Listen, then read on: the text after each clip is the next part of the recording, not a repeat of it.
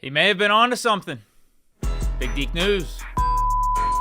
So we all remember former Steelers quarterback Charlie Batch saying that he thinks the holdup in this whole Rodgers situation is money. Mainly that Rodgers is going to want more money, upwards of $30 million. This decision is coming down to money. The Steelers would like him to come back, yes, but it's not going to be at the $13 million number. But I'm sure his representatives are wanting something closer to 30. And since then, he's actually doubled down on that original take because he faced some backlash, faced some disagreement on that take. It's not contractual, I was told. Not only because of the number he threw out there that Rodgers is presumably seeking, but also because most people just don't think he's really looking for much more given what he signed for last year and the fact he's, been there, done that in terms of being in the league and making money. And we know he's only got 1 year left. And if his main goal is Super Bowls and championships, I don't think a pay raise or him going from what he signed for last year to even say 20, 25 million is going to make that much of a difference, especially when you include taxes. But Batch is standing down on his original take. Yeah, there's a lot of people out there that says I have no idea what I'm talking about. This is my 27th year in the NFL. I've been part of leadership teams. I see how things in the inner makings of the organization work. When you are 3.5 weeks into free agency and you have not signed yet, that lets me know it's about money. Because if the Steelers did not want him, they wouldn't be waiting on him. But again, why are you waiting on him if it's not about the money? If you want him, sign a contract. And then you can say, hey, we don't need you until June. Show up in training camp if that's what you choose to do. But right now, when you have the owner on record saying, we'll wait on you until the draft, that lets me know that there's a conversation that's happening. Let us know now. Either you're going to accept the number that they have, or we're going to go in here with Will Howard and potentially draft your replacement on the roster. And I will stand on this 10 toes down. He deserves a pay raise. And he's not going to play at the number that he had last year. So for people to say, oh, he made a bunch of money, it's not about the money. He has the money in his account. That's about the play that he's earned prior to coming here. So stop counting other people's pockets. This is about his services for this season. And right now, that number is not going to be $13 million. And I was one of those people who, if you remember my initial commentary on it, I saw where Batch was coming from on this because of what Rodgers was able to accomplish with that Steelers team last year and that Steelers offense, to where even if he's not really looking for a pay raise, that's not like the thing to him that matters. It's just more a respect factor of like, listen, I was able to do what I did last year, help us win the AFC North, go 10-7, the game-winning drives, and you didn't really surround me with much. Just give me some more. Just show me some respect. Don't come out with the same offer. Come out with an offer that's less. It's more about respect than the money. As weird as it sounds, the money or the contract offer is not even about the money. It's just about the respect. So I see where Batch is coming from that standpoint, but I don't know. I can't really see it being $30 million. And Mark Kaboly is a guy that's pretty plugged in with all this, and he's the Pat McAfee correspondent. He keeps saying that, or at least tweeting out cryptic hints and cryptic tweets that Rodgers is coming. The Steelers know that he's going to be here. It's just a matter of time. He went on 93.7 The Fan yesterday and actually, could see where Batch is coming from as well. He just doesn't think it's going to be to the point of $30 million. And if it is $30 million, the Steelers wouldn't even entertain it. You don't think that has anything to do with it? Well, we just saw Kirk Cousins get $20 million guaranteed. You don't think Rodgers wants to get paid more than that guy? That guy stinks. I know Charlie come out and threw a number, and that's probably what that's what people probably are questioning, the number he threw out. I think what he really meant is he's going to want paid more. And I think the Steelers do anticipate him wanting a raise, but that big 3-0 mark, I don't think that would something he would ask for, something they would even entertain, to be honest with you. Which to me, not going to lie, the Steelers would have to entertain $30 million. If Rodgers wanted to play hardball, which I don't think he would, if he really wanted to and say, like, I'm only coming back for $30 million, Steelers should entertain that because of how they handled this offseason and how ready-made and loaded this roster is right now, and the fact that you have McCarthy here.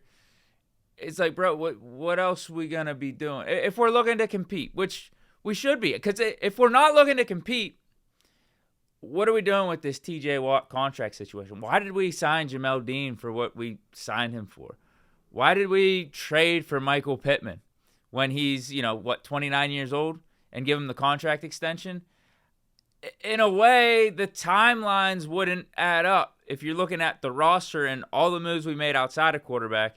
And then if Rodgers says he wants to come back, but for $30 million, and we say, no, we're not entertaining that, we're going to go with Will Howard, like that, it all doesn't really line up. Sure, could that be a good decision for the long-term future of the franchise, going with Will Howard to see what he's got?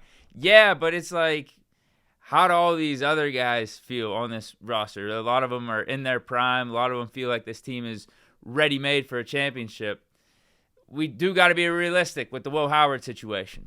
6th-round pick. This would be his first year as a starter, or at least first year given a chance. Not every 6th-round pick ends up being Tom Brady or the Tom Brady story. So I'm not going to lie. $30 million for Aaron Rodgers, given that Kirk Cousins just got $20 million,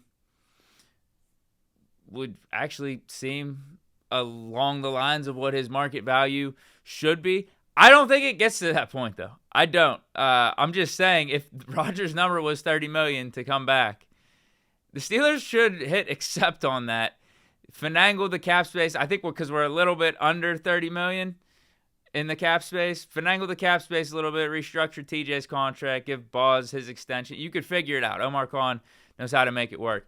Because really, outside of quarterback, we don't really need much for this roster. You got the whole draft coming up with the extra picks. And honestly, that's the other thing. We still have first-round picks, second-round picks, some of these third-round picks of guys that I feel like are going to come in and help this roster out immediately. The thing is, quarterback. I don't think we're getting a quarterback in this class that is coming in day one and being our starter, and we feel like he's going to be able to help us win a championship day one. I mean, based off a lot of the reports, Steelers aren't viewing anyone in this class as a first-round prospect outside of Fernando Mendoza. Now, Ryan Wilson, who's a draft insider for CBS, does think, he agrees with Florio in that the Steelers do like Ty Simpson. Now, what does that mean? And I'm not even disagreeing with that. I'm sure the Steelers do like Ty Simpson to an extent. But at pick 21, that's a whole different story. But if you scroll back up and do a little moonwalk 8 spots prior at pick 21, the Steelers are sitting there. And Steelers fans get very angry when you give them a quarterback. But I do know the Steelers like Ty Simpson, and the question becomes, will they take him at 21? Because I don't think he will be there when they get back on the clock in round 2. But let me pose you guys this question, because this got me thinking. If Ty Simpson somehow slips to the second round, let's not even go as far as to say to the Steelers pick, but let's say like mid-second round, early second round, he slips to that point. Where would you guys be at on drafting Ty Simpson? Actually, let's say he does slip to the Steelers. That's one part of the question. He slips to the Steelers, second round. Do you want the Steelers to take Ty Simpson? Let's say he slips to mid to early second round. Would you be okay with the Steelers trading up to get Ty Simpson? What would it take to trade up? Maybe just one of those third-round picks. And you have to think, too, with all these extra picks, not all these dudes are making the roster anyway. So if it took a third-round pick, maybe a future pick in next year's draft class to move up to get Ty Simpson in the second round, it's really not too much. It's not saying much. Again, not all these draft picks are going to be making the roster anyway. So you're going to have to try to utilize them the best they can. And if Ty Simpson's there in the second round, the Steelers like him. As long as you get your receiver in the first, you know what? I'm not going to lie. I wouldn't mind the pick. I would not mind the pick just from a competition standpoint. If you feel like he is a tier above those third and fourth round quarterbacks, I wouldn't be complaining about it. I really wouldn't be. I don't know how you guys would feel. I know a lot of Steeler fans are against Ty Simpson. I'm against him in the first round. Second round, now you're starting to make me think. I'm not going to lie. You're starting to make me think, because I do think he is the second best prospect in this class. And I think as a prospect, he fits in line with like a second-round grade. So if you took him in that slot where you're not reaching for him just because he's a quarterback, you could talk me into it, given where we're at from a quarterback situation standpoint as a franchise. If we're going to be drafting potentially one of these guys in the third round, right? Like Drew Aller, Carson Beck, Cole Payton, Taylor Green, maybe in the 4th or 5th round to come in and be competition for Will Howard, add to the quarterback room, potentially be someone that develops down the line. What would be the harm in doing that with Ty Simpson? Especially if he's a second-round pick. First-round pick, different story because that first-round pick is going to come in day one and help our roster, help our offense, whether it's wide receiver or offensive lineman. If it's wide receiver, I think that opens up the door for Ty Simpson in the second round. If we go O-line first round, then I definitely we need to get that receiver in the second round. Forget about Ty Simpson if he's there or not and moving up to draft him or drafting him if he slips to the Steelers. You need receiver. You need receiver in the first 2 rounds. But if we get Omar Cooper, if we get Jordan Tyson, first round, Denzel Boston, first round, Ty Simpson goes in the second round, or he's still there, I wouldn't be against it. I really wouldn't be against it. Because, again, if Will Howard's that good, if he's as good as we think he is or can be, what's Ty Simpson from a quarterback competition standpoint? And if Rodgers is back anyway, this is something to worry about in 2027. But still, I think there's something to be said for if you're trying to throw darts at a dartboard and figure out this quarterback situation. Having Ty Simpson here, a guy you would take in the second round, you feel good about as a prospect, a year under Aaron Rodgers, and you would also have Will Howard as the other guy with 2 years under Aaron Rodgers. That is your competition in 2027, and still with the option to take another quarterback in the first round, isn't a bad way to just, be taking chance and taking swings at figuring out this quarterback position. But yeah, I don't mind the idea. I'm going to throw that out there to you. I don't mind the idea of Ty Simpson in the second round if he were to drop. Even if it meant the Steelers trading up to get him and using one of these extra 3rd or 4th round picks, whatever it is. Let's say it's one of our extra 3rds and one of our extra 4ths to get him.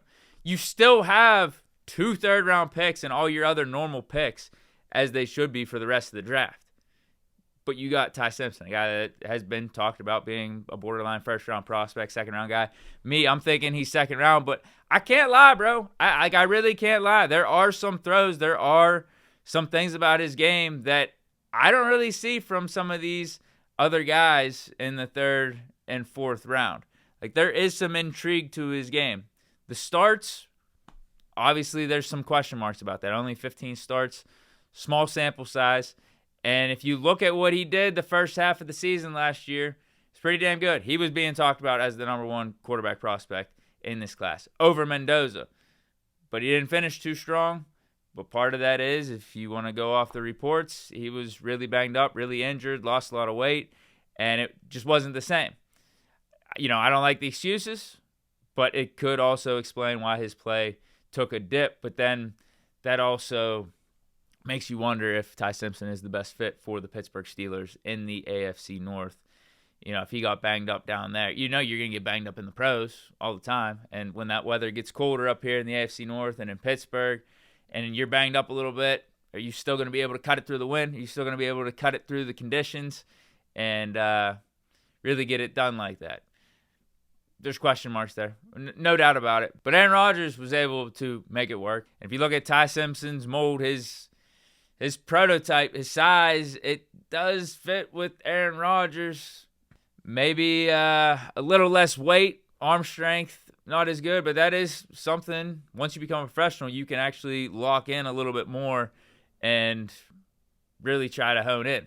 And if he has a year to sit, it's like, all right, one of your goals this year, Simpson, you're going to be chilling behind Rodgers, but you got to get your weight up like 10, 15 pounds. Maybe we could work on the arm strength and have you use the ground a little bit better, have you rotate a little bit more, develop that arm strength to the degree of, obviously it's not going to get to the point of Aaron Rodgers, but Mike McCarthy knows what the hell he's talking about with footwork and trying to improve arm strength and trying to improve ball velocity.